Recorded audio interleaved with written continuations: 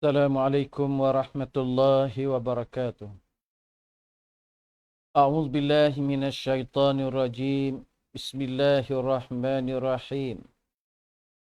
Alhamdulillahi nahmaduhu wa nasta'inuhu wa nastahdihi wa nastaghfiruh. Wa na'udzu billahi min syururi anfusina wa min sayyiati a'malina. Man yahdillahu fala mudilla lahu wa man yudlilhu fala hadiya lahu. اللهم اجعل جمعنا هذا جمعا مرحوما وتفرقنا من بعده تفرقا معصوما اللهم فقهنا في الدين وعلمنا التأويل أما بعد. Alhamdulillah, segala puji dan syukur dirafakkan kehadrat Allah Subhanahu wa taala dengan sebanyak-banyaknya. Selawat serta salam ke atas junjungan besar Nabi Muhammad sallallahu alaihi wasallam, keluarga baginda, para sahabat baginda, terusnya tuan-tuan puan-puan warga kerja Jabatan Setiausaha Kerajaan Negeri Kelantan Kota Baru yang sentiasa dirahmati Allah sekalian.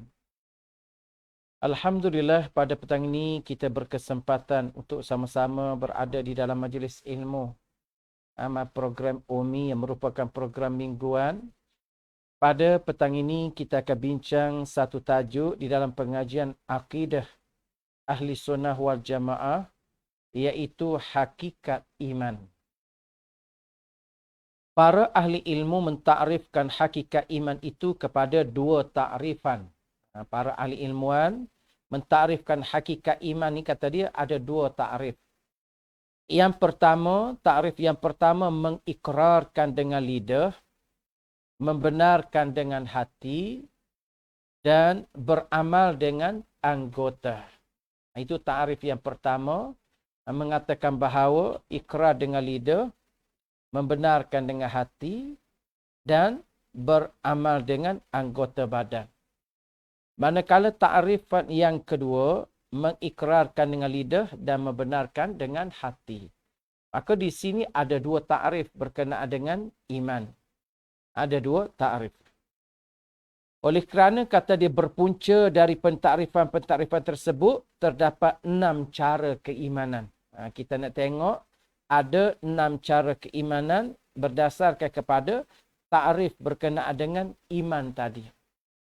Yang pertamanya, para ulama telah ittifaq. Maknanya para ulama telah sepakat mengatakan mereka yang hanya mengaku dengan lidah sahaja dan mendustakan dengan hatinya, mereka itu tidak termasuk dalam golongan orang-orang yang beriman.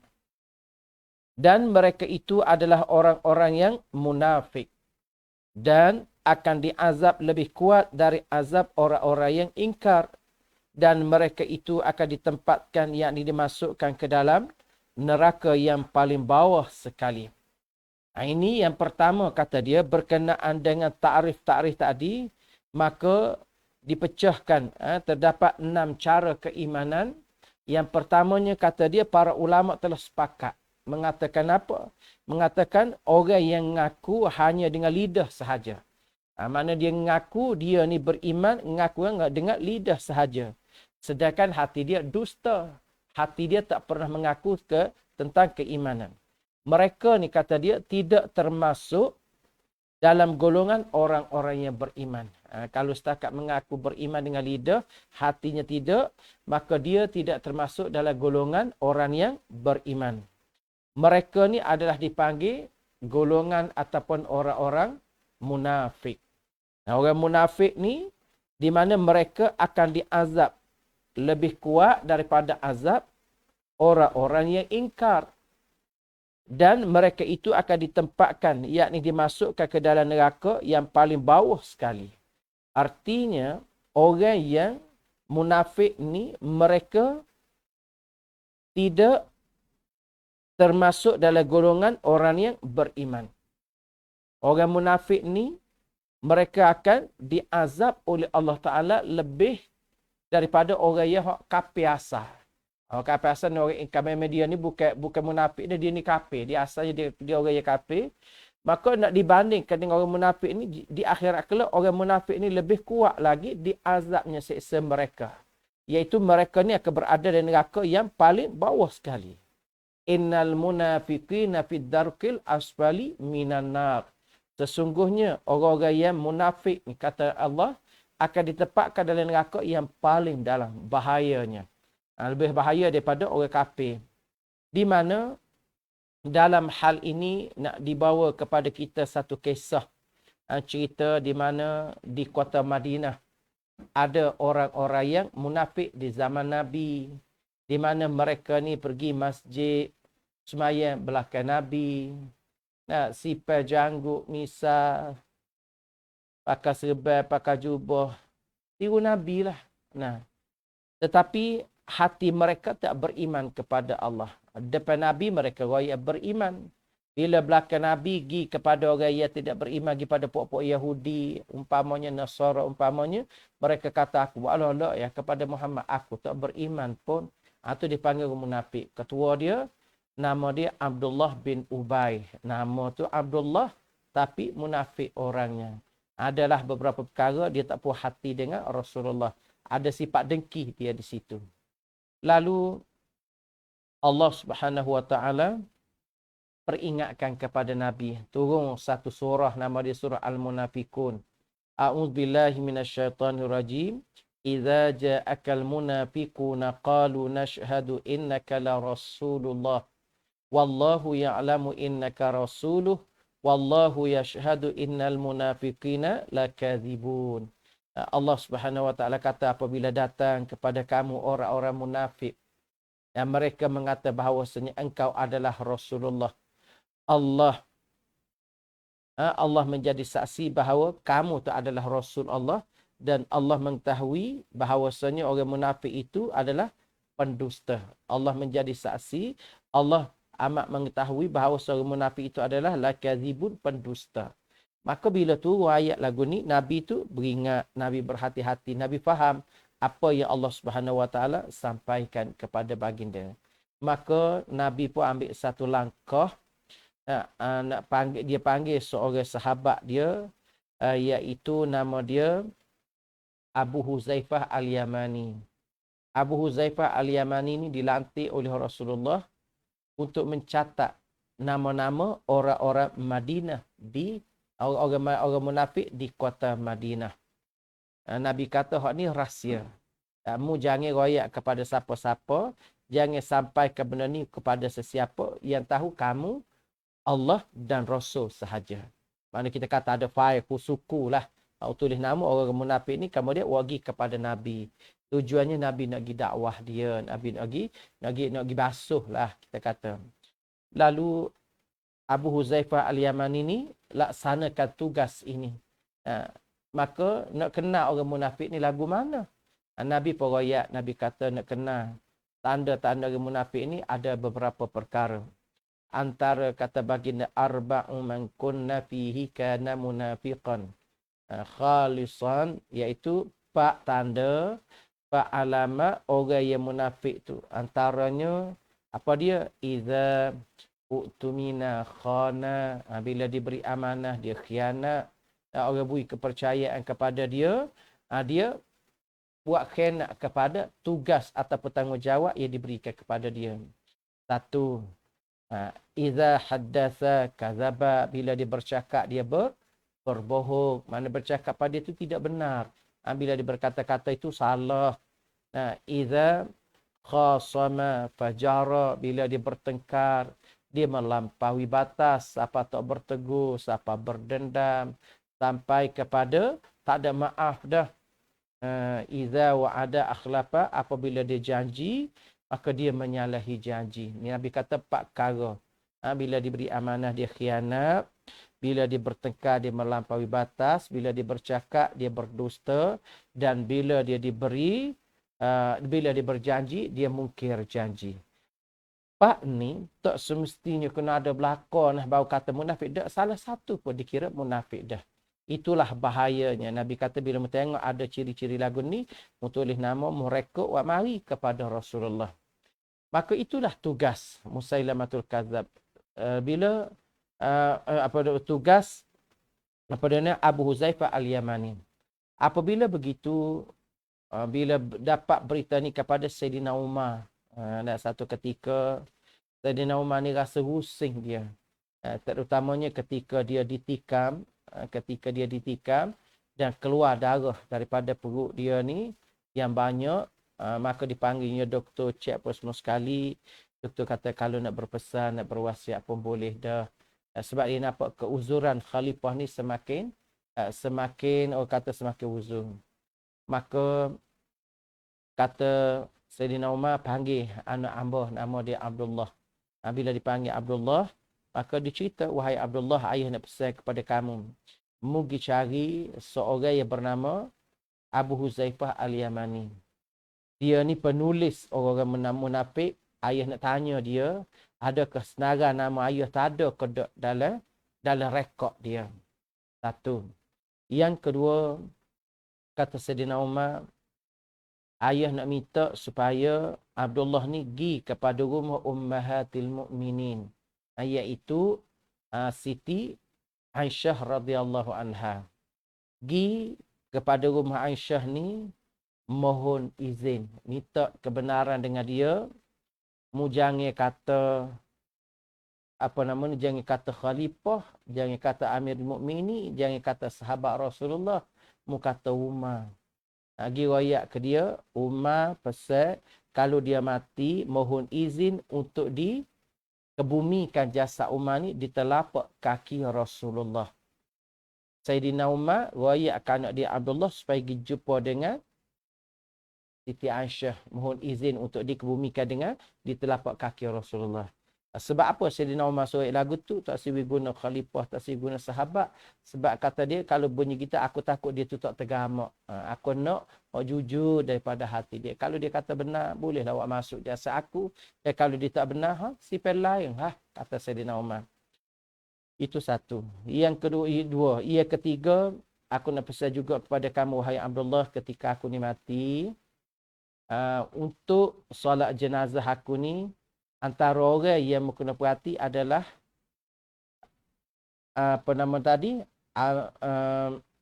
Abu Huzaifah Al-Yamani. Mu tengok dia mari ke dak semaya jenazah ayah. Sebab Abu Huzaifah ni, kalau orang munafik, dia tak pergi semaya mayat. Si mati tu ada munafik, dia tak pergi semaya mayat. Tapi dia tak royak. Orang yang munafik kau dak camut, pengecaman dia kalau dia tak pergi, itu ada tanda orang itu munafik. Jadi kalaulah aku ni mati, Abu Huzaifah tak mari semaya, artinya fahamlah aku ni manusia yang munafik. Itu pesanan Sayyidina Umar. Dan pesanan terakhir kata dia, setelah jenazah aku disolat dalam Masjid Nabawi, bawalah lalu ke hadapan rumah Rasulullah, ke hadapan rumah Ummahatil Mukminin tadi, sekali lagi minta izin, bagi salam, kalau dia benar sila boleh masuk, kalau dia tak benar, kebumilah aku bersama dengan orang-orang kebanyakan. Lalu pesanan ataupun wasiat Sayyidina Umar yang pertama tadi, Abdullah pergi cari siapa dia? Abdullah pergi cari Abu Huzaifah Al-Yamani. Panggil, ngadak Sayyidina Umar. Sayyidina Umar nak tanya. Dalam keadaan Sayyidina Umar ni uzur dah. Lalu dia kata, wahai Abu Huzaifah, aku nak tanya, ada ke tak nama aku dalam sedara nama orang munafik? Abu Huzaifah tak royak. Abu Huzaifah tak cerita. Kata dok pun tidak, kata ya pun tidak. Sebab ini adalah merupakan telah dipesan oleh Rasulullah. Maka Sayyidina Umar pun tidak nak paksa lah. Bila tidak nak paksa, tak apalah. Jadi dia royak tak adilah. Kalau nak tahu aku ni munafik ke tak, kalau Abu Huzaifah tu pergi semaya mayat aku, artinya aku ni tidak munafik. Kalau dia tak pergi semaya, mana mu tahulah aku tak munafik. Tapi gitu dia ni bimbang, takut diri dia ni termasuk dalam golongan ini. Walhal Sayyidina Umar ni sahabat Nabi. Sayyidina Umar ni khalifah Islam, Khulafaur Rasyidin. Sayyidina Umar ni adalah digelar sebagai Amirul Mukminin. Sayyidina Umar ni tok tua Nabi. Sayyidina Umar ni orang mendapat jaminan syurga oleh Nabi antara 10 orang yang awal. Walaupun begitu dia punya kemuliaan, kedudukan dia tinggi, tetapi dia meletak kebimbangan, takut-takut termasuk dalam golongan orang munafik. Begitu sekali takutnya Sayyidina Umar. Jadi kita zaman kita hari ni kadang-kadang manusia dia cakap bohong tu biasa. Yang nipu tu biasa. Kadang-kadang tak ada rasa bersalah, tak ada rasa dosa pun. Ataupun kalau janji, mudah-mudah ya janji. Nah, awak dengan kata saya, awak tunang saya gini, saya akan laksana. Macam-macam lah. Bila sampai masa, sampai ketika, tak ada pun benda tu. Nah, samalah kalau dia berkelahi, dia bertekar, tak tegur sampai mati kadang-kadang. Bahkan bunyi kawan tu mati, suka dia kena. Oh, pada muka mati dah. Itulah kebanyakan yang ada pada kita. Jadi bagaimana kita nak mengharap keredaan Allah Ta'ala? Bagaimana kita nak dapat keampunan daripada Allah Ta'ala? Di masa yang sama kita ni kadang-kadang orang suka masjid, orang suka sedekah derma, orang suka buat kebajikan. Tapi benda-benda gini kita tak tinggal. Maka sukarlah untuk mendapat pertolongan daripada Allah Ta'ala sebagaimana yang kita harapkan. Maka orang yang munafik ini adalah hukum dia adalah orang yang tak baik sebenarnya. Lalu itulah Nabi pesan Allah Subhanahu Wa Ta'ala para bahawasanya orang munafik ini mereka adalah bukan Islam sebenarnya. Di tempat mereka adalah di dalam neraka yang paling dalam. Maka salah satu dikatakan juga munafik di sini ialah orang yang hanya mengaku beriman dengan lidah tetapi hatinya tidak. Wal-iyazubillah, bukan kita golongan ini. Satu. Yang kedua kata dia, cara keimanan yang kedua pula ialah para ulama telah ittifaq juga mengatakan tidak memadai mentahkikkan keimanan mereka yang hanya makrifat, yakni mengenal dengan hati sahaja. Malah mengenal dengan hati itu mestilah beserta ikrar dengan lidah. Yang kedua ni, para ulama telah ittifaq mengatakan tidak memadai mentahkikkan keimanan mereka yang hanya makrifat, yakni mengenal dengan hati sahaja. Kalau tadi lidah sahaja, hatinya tidak. Kalau yang kedua ni, lidahnya mengaku dengan hati sahaja. Lidahnya tidak. Lidahnya tidak, hati dia mengikrarkan, dia membenarkan. Iman, dia mengaku dia Islam, dia beriman. Dengan apa? Dengan hati. Lidahnya tidak. Lalu mereka ni juga ditolak. Tidak cukup syarat dia, maka mengenal dengan hati itu mestilah beserta ikrar dengan lidah. Bila ikrar dengan hati ni, mengaku dengan hati, mesti kena ada juga ikrar dengan lidah. Kenapa? Kerana Fir'aun. Fir'aun sebagai contoh.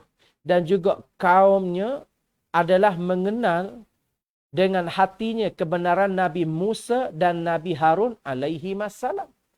Fir'aun dan juga kaum pengikut Fir'aun ni mengaku bahawasanya Nabi Musa tu Nabi Rasul, Nabi Harun, Nabi dan Rasul. Dan demo-demo ni adalah merupakan bahawa agama ia benar. Dia mengaku benar gitu, hati dia je mengatakan benar. Tapi lidahnya tak pernah mengaku. Lidah dia tak pernah mengaku gitu, maka mereka ni adalah tak percaya kepada dua-dua orang ni dengan lidah mereka. Tidak sekadar percaya dengan hati, maka tidak memadai. Tetapi kata dia, mereka ni masih tetap tidak percaya kepada kedua-dua Nabi tersebut. Maksudnya setakat mengaku dengan hati sahaja, dengan lidahnya tidak, maka dia termasuk dalam golongan orang yang tidak percaya kepada kedua-dua Nabi tadi, iaitu Nabi Musa dan Nabi Harun. Allah Subhanahu Wa Ta'ala telah memberitahu jawapan Nabi Musa alaihissalam kepada Fir'aun ketika Nabi Musa datang kepada Fir'aun dan kaumnya menunjukkan mukjizatnya. Dibawa kepada kita satu cerita mengatakan bahawa Allah Subhanahu Wa Ta'ala ni beritahu jawapan Nabi Musa kepada Fir'aun ni ketika Nabi Musa datang. Jumpa kepada Fir'aun dan kaumnya menunjukkan mukjizatnya. Nabi Musa tunjuk mukjizat dia. Lalu Fir'aun berkata kepada Nabi Musa alaihissalam, sesungguhnya engkau wahai Musa seorang yang terkena sihir. Maknanya ia tahu bahawasanya Nabi Musa tu benar. Tapi lidah dia tu, lidah ataupun lisan Fir'aun tu mengatakan sebenarnya Musa tu kena sihir dah tu. Dia menafikan mukjizat yang ditunjukkan oleh Nabi Musa alaihissalam.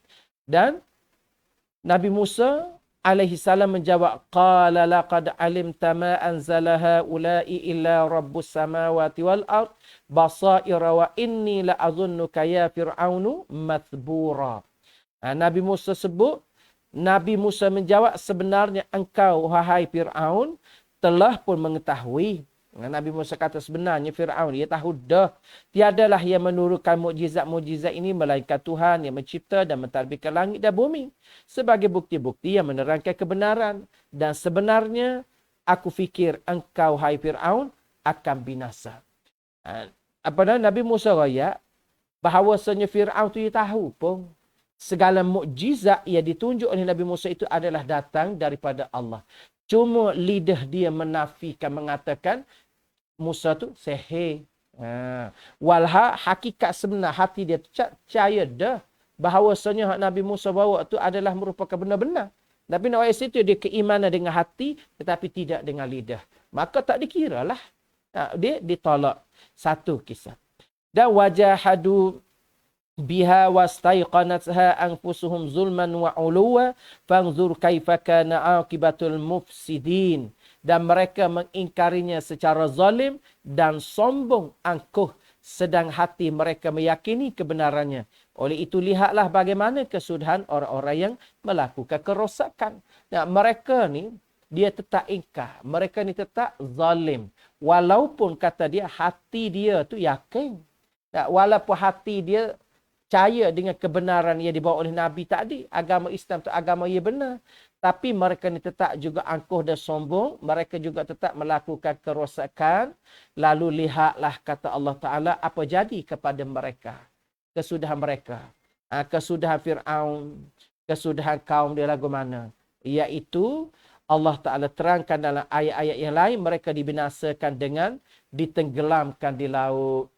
Sebagai balasan di dunia. Dan mereka disediakan azab siksa neraka di akhirat kelak disebabkan kekufuran mereka. Itulah kesudahan orang yang hanya ngaku iman dengan hati tapi tidak dengan lidah. Bahkan dia menafikan lagi. Maka mereka ni kesudahan mereka gapo sebenarnya. Iaitu Allah Ta'ala laknat dia. Allah Ta'ala tamatkan riwayat hidup Fir'aun tadi dengan kaum dia. Dalam keadaan gapo? Ditenggelam dalam Laut Merah. Ia terletak di selatan negara Mesir. Itu balasan di dunia. Akhirat kelak mereka disediakan azab siksa dalam neraka di akhirat kelak. Kenapa? Sebab mereka tu kufur. Maknanya orang yang ngaku beriman dengan hati tidak dengan lidah, maka dia dikira orang yang kufur, orang yang ingkar. Dua bahawasanya mereka ni tak boleh diterima golongan yang hanya beriman, mengaku keimanan mereka dalam hati tetapi tidak dengan lidah. Yang ketiga, ahli sunnah wal jamaah telah ijma'. Ahli sunnah wal jamaah telah ijma', makna telah sepakat mengatakan Allah Ta'ala menuntut, yakni menghendaki dari hambanya perkataan dan perbuatan. Ulama-ulama ahli sunnah wal jamaah telah sepakat mengatakan Allah Subhanahu Wa Ta'ala ni menghendaki daripada hamba dia tadi perkataan dan perbuatan. Mana Allah Ta'ala nak dua-dua. Perkataan dengan lidah, perbuatan dengan anggota badan tadi. Mana kena ada dua-dua sebagai bukti orang itu beriman kepada Allah Ta'ala. Dan yang dimaksudkan dengan perkataan ialah perkataan hati. Mana hati dan juga lisan. Dan juga lidah tu ia sekali lidah. Iaitu membenarkan dengan hati. Dan perkataan lidah iaitu mengikrarkan dengan lidah. Mengaku dengan lidah. Maknanya lidah, hati, perbuatan anggota dia ni turut mengaku keimanan baru diterima oleh Allah Subhanahu Wa Ta'ala. Perselisihan ahli sunnah wal jamaah mengenai perkara yang dituntut Allah, yakni perkataan dan perbuatan, kesemuanya adalah termasuk di bawah nama iman. Maka sebahagian daripada ahli sunnah wal jamaah memasukkan kesemua perkara tersebut ke dalam iman. Maknanya ulama-ulama ahli sunnah wal jamaah ni memasukkan tiga perkara tadi. Iaitu ikrar dengan lidah, tasdik dengan hati, membenarkan dengan hati dan juga beramal dengan anggota. Tiga-tiga ni kata dia ada belaka, itu baru dikira orang ni sempurna iman dia. Baru lengkap iman mereka. Ini pandangan ulama ahli sunnah wal jamaah. 3. Manakala yang keempat kata dia ahli sunnah wal jamaah juga telah ijma' bahawa seseorang hamba itu kalau membenarkan dengan hatinya dan mengikrarkan dengan lidahnya dan enggan beramal dengan anggotanya, maka ia adalah maksiat terhadap Allah dan Rasul. Ulama-ulama ahli sunnah wal Jamaah mengatakan, bila seseorang hamba tadi, kalaulah dia tu membenarkan iman dengan hati, dan dia mengikrarkan dengan lidah, dua tu je. Nah, tetapi dia enggan beramal dengan anggotanya. Maka orang ni dikira orang lagu mana? Dikira orang yang telah melakukan maksiat. Orang yang telah melakukan dosa terhadap Allah dan Rasul. Dan dia adalah patut menerima balasan neraka yang dijanjikan Allah di dalam kitabnya Al-Quran dan yang dikhabarkan oleh Rasulullah sallallahu alaihi wasallam di dalam sunnahnya, iaitu dalam hadis Nabi.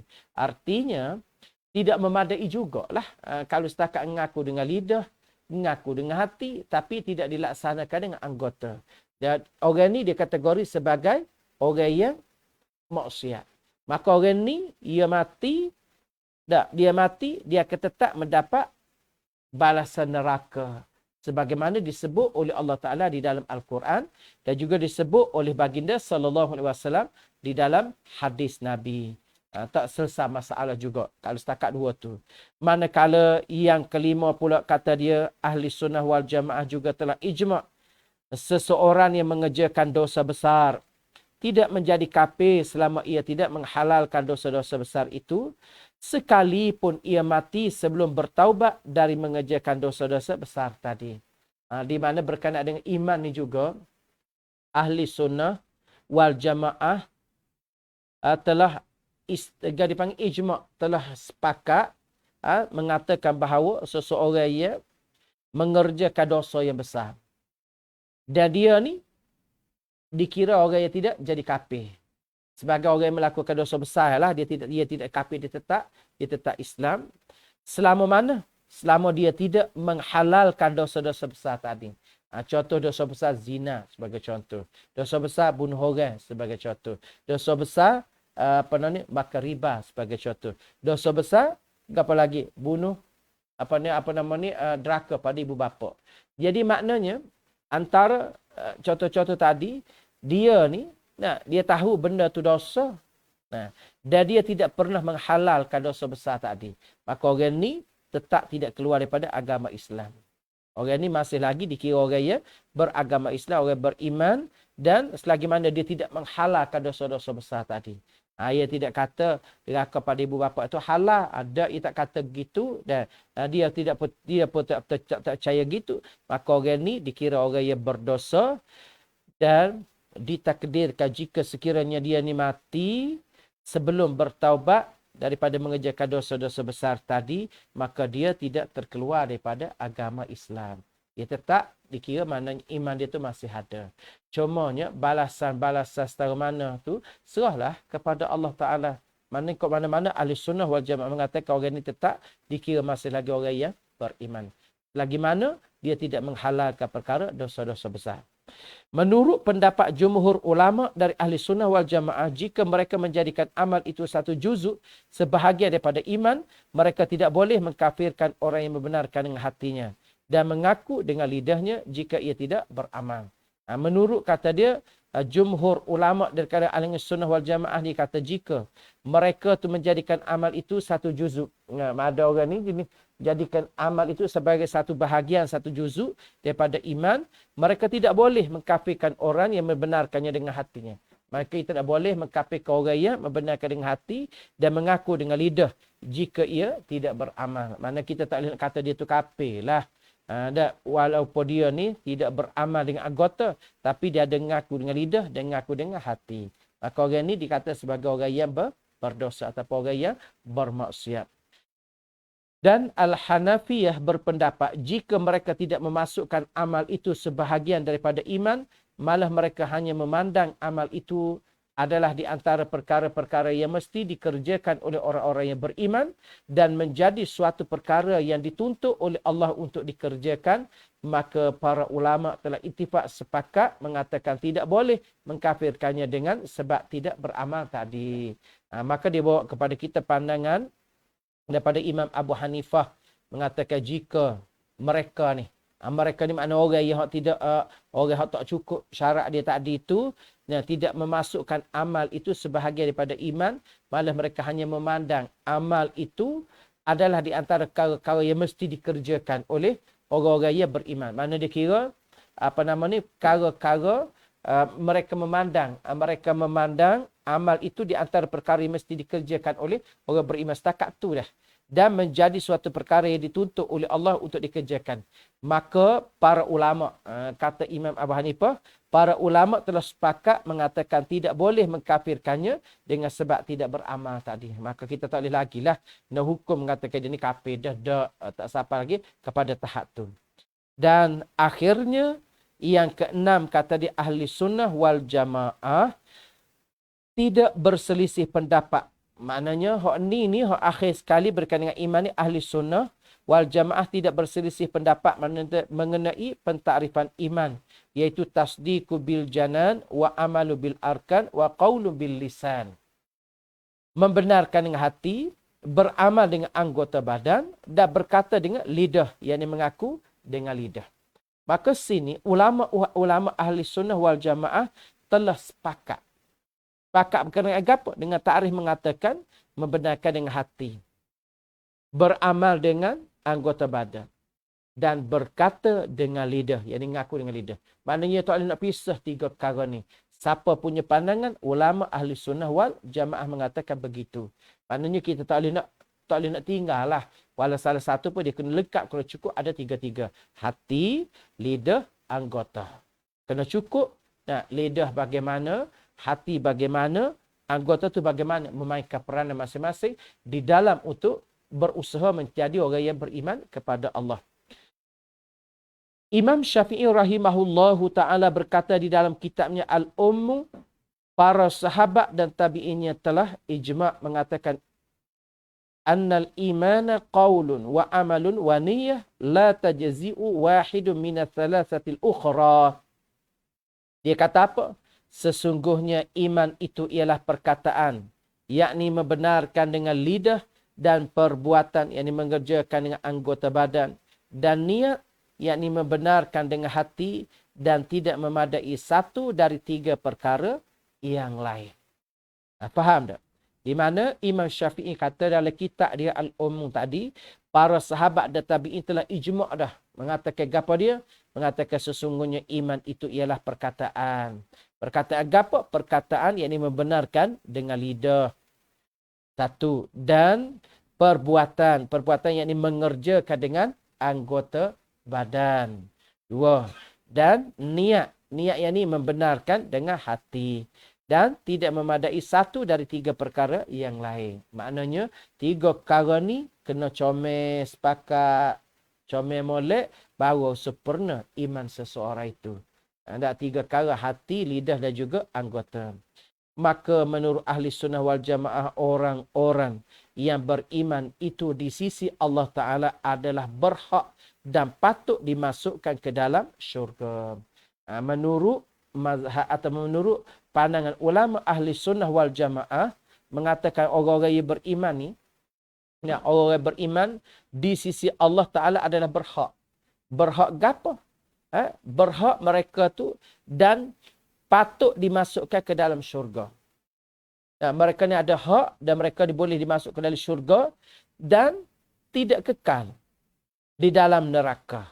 Di mana orang yang ada iman tadi, mereka ni ada hak juga dapat masuk syurga. Dan mereka ni walaupun berada di neraka, tak akan kekal neraka mereka. Ia tak serupa jenis orang hak memang hak kafir, orang hak syirik ke apa. Hak tu di kategori lain. Hak ni ia tak sampai pada peringkat tu. Walaupun dia ahli neraka, maka neraka dia tak kekal, kata dia. Dan iman itu dipandang kepada hukum dunia adalah semata-mata mengikrarkan dengan lidah dan mengucap dua kalimah syahadah. Justru itu, sesiapa yang mengikrarkan dengan lidahnya, mengucap dua kalimah syahadah, bermakna mereka telah melaksanakan hukum di dunia ini. Sebab itulah kata dia, mana-mana orang ia telah mengikrarkan dengan lidah dia, dia telah mengucap dua kalimah syahadah. Mana kalimah dua syahadahnya? Asyhadu an la ilaha illallah wa asyhadu anna Muhammadar Rasulullah. Itu dipanggil kalimah syahadah. Dua kalimah. Asyhadu an la ilaha illallah, dia mengaku, dia menjadi saksi bahawa tidak ada Tuhan melainkan Allah. Satu kalimah. wa asyhadu anna Muhammadar Rasulullah. Jadi ngaku juga bahawa Nabi Muhammad itu pesuruh Allah. Jadi dua kalimah ni bila mereka mengucap, bila mereka sebut, bila mereka ikrar dengan lidah mereka, maka kata dia mereka adalah dituntut dan dimestikan melakukan perkara yang wajib dikerjakan oleh orang-orang yang beriman. Bila seseorang telah mengikrarkan, disebut dah dengan lidah perkataan tadi, iaitu dia telah bersyahadah, maka dituntut kepada dia wajib apa dia dikerjakan oleh orang-orang beriman. Apa dia wajib dikerjakan oleh orang beriman? Sembahyang, puasa, zakat, haji, buat kebajikan tu, kebajikan ni, ambil yang halal, tinggal yang haram, buat yang baik-baik, tinggal yang maksiat. Itu kewajipan-kewajipan kepada orang yang beriman. Maka seseorang tu bila dia telah bersyahadah begitu tadi, dia kena adalah kewajipan-kewajipan dia ni, dia menjadi benda tu hak untuk dia laksanakannya. Jadi sebab tu sebagai orang beriman, dia kena baik, dia kena juruh, dia kena comel semua. Iman mereka ni kalau boleh sentiasa bertambah daripada sehari kepada sehari. Untuk antar usaha ataupun ikhtiar untuk nak jadikan iman kita sentiasa bertambah dengan banyak beribadat kepada Allah. Dengan menjauhkan diri daripada melakukan dosa dan maksiat. Dengan sentiasa lidah dan hati berzikir, dengan sentiasa beristighfar, sentiasa bertaubat, sentiasa memohon keampunan. Hak ni dia panggil apa ni? Cara-cara ikhtiar-ikhtiar untuk nak menambahkan lagi iman seseorang itu. Ia kena ada benda-benda gitu.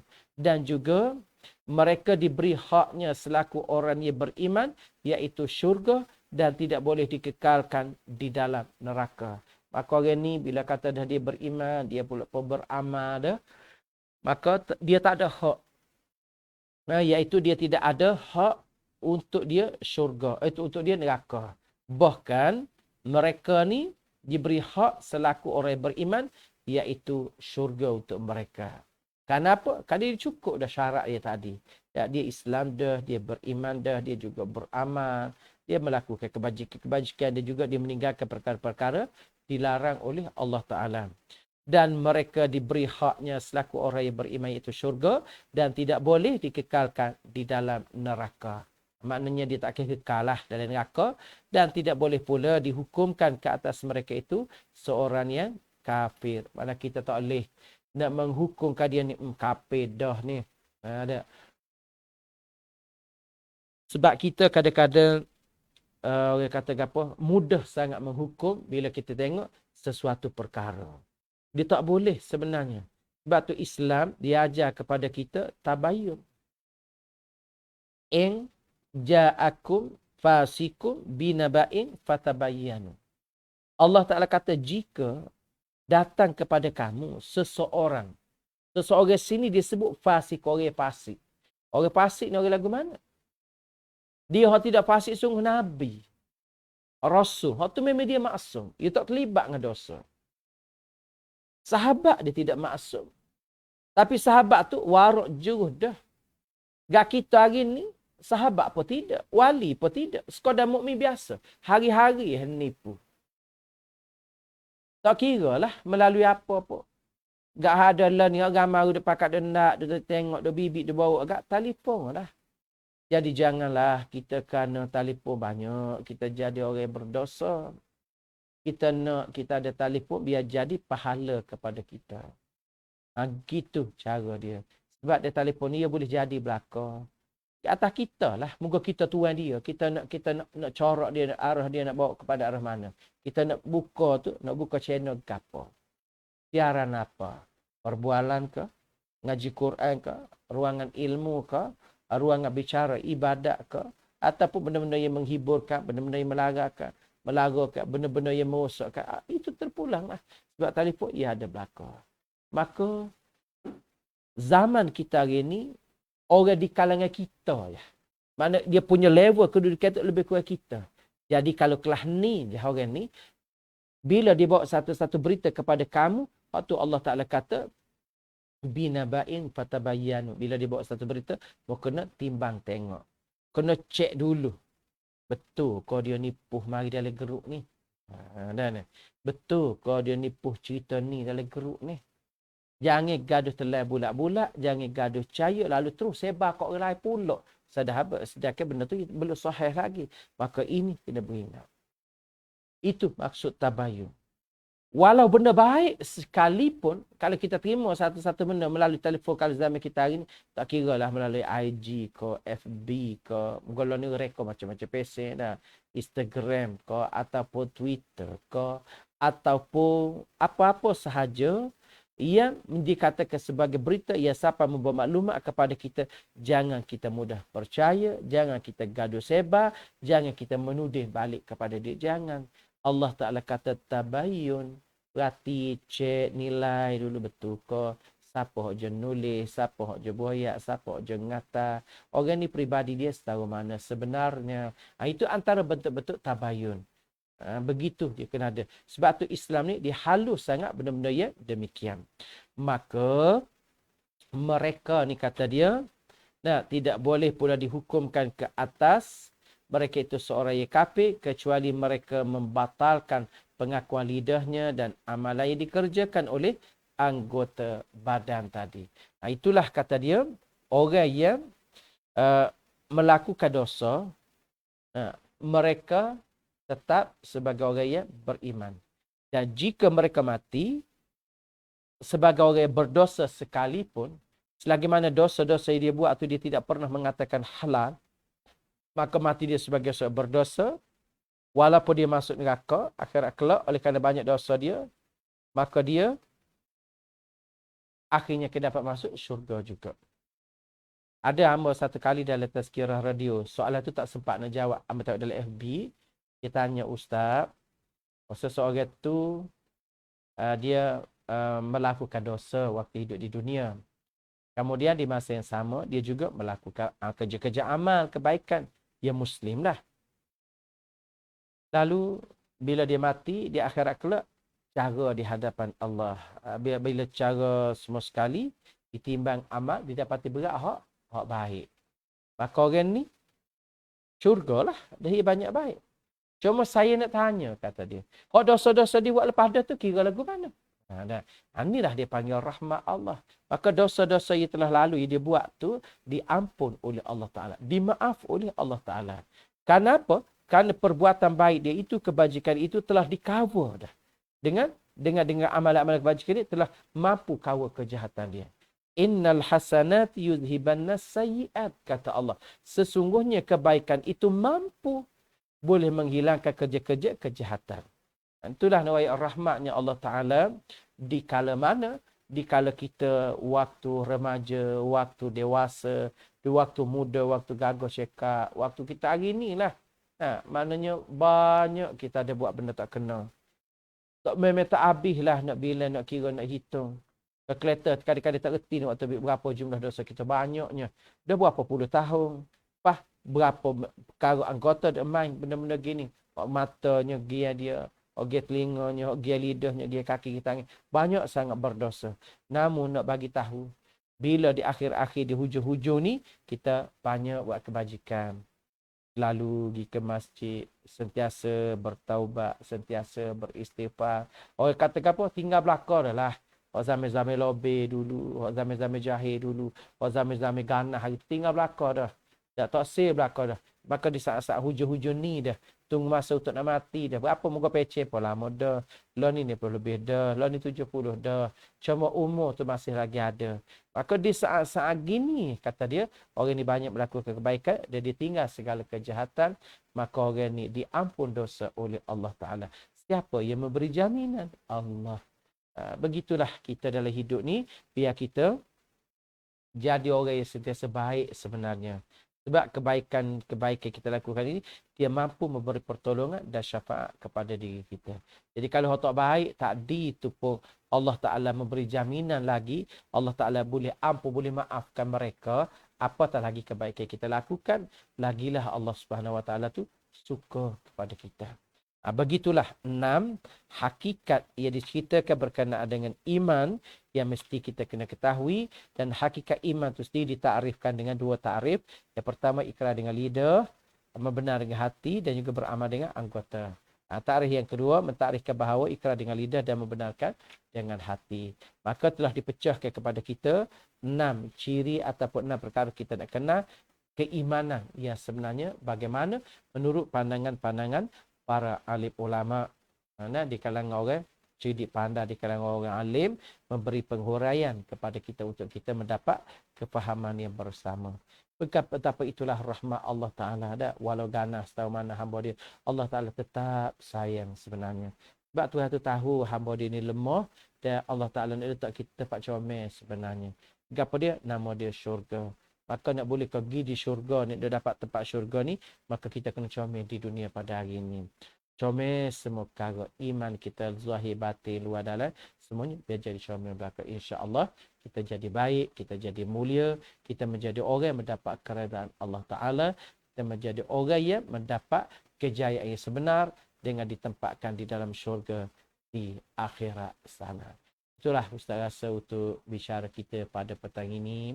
Yang baik itu merupakan rahmat, rezeki daripada Allah Ta'ala untuk kita bersama.